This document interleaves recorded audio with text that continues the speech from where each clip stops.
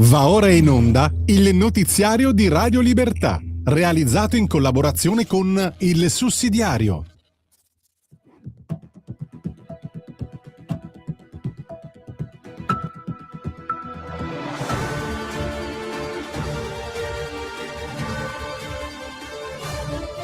Buongiorno e benvenuti al TG di Radio Libertà, in collaborazione con il sussidiario.tv.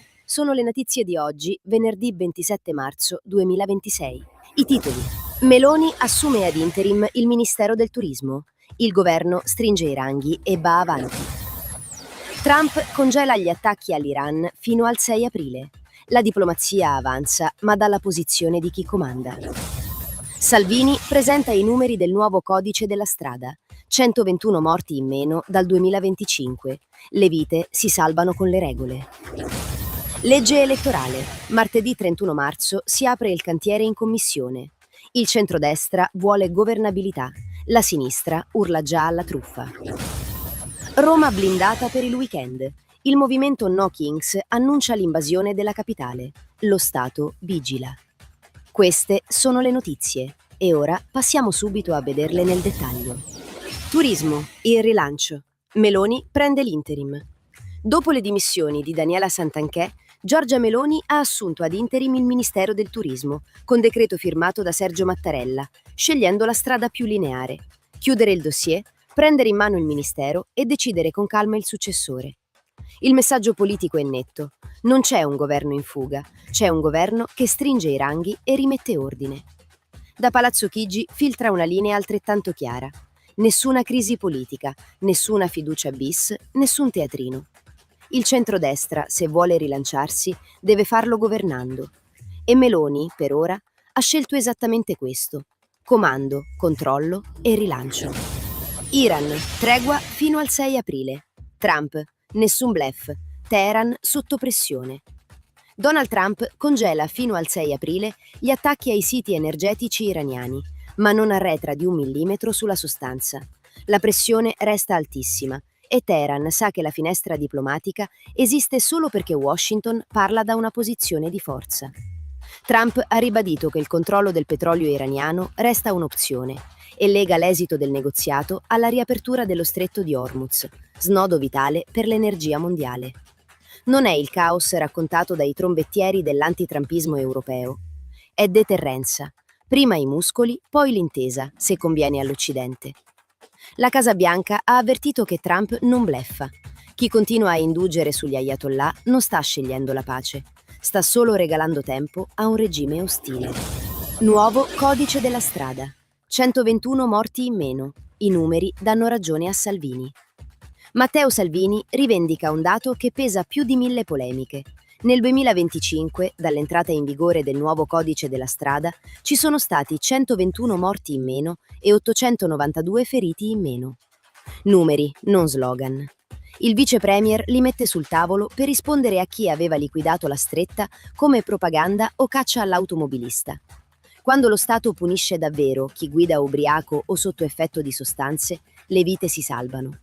Salvini ha aggiunto che nei primi 2 mesi del 2026 sono già state sanzionate 2300 persone per guida in stato di ebbrezza. Segno che il problema c'era e come. La sicurezza non è uno slogan securitario, è un bilancio umano che finalmente migliora. Legge elettorale. Martedì si apre il cantiere. Chi vince deve poter governare. Martedì 31 marzo parte in Commissione Affari Costituzionali alla Camera il cantiere della nuova legge elettorale.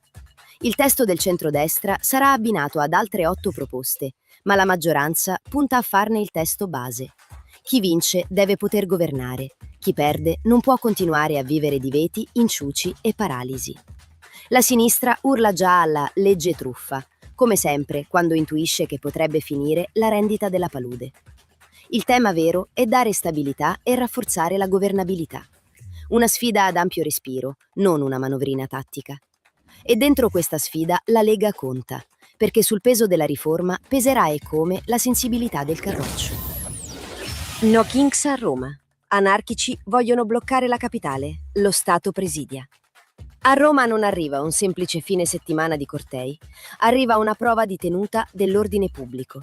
Il movimento No Kings promette di invadere Roma e bloccarla, annuncia pullman da tutta Italia, in un clima già segnato dalla morte di 2 militanti esplosi mentre fabbricavano un ordigno.